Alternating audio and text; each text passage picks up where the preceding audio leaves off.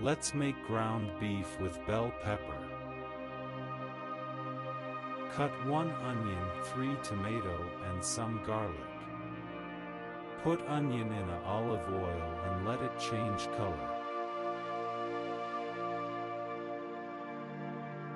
Now add tomato and 1 teaspoon each of salt, pepper, cumin seed, garlic, green pepper and turmeric powder. In 1 pound of beef. Now add bell pepper at the end after 15 minutes beef cook.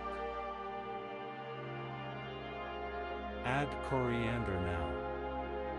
It's cooked now, it's time to eat. Thanks for watching.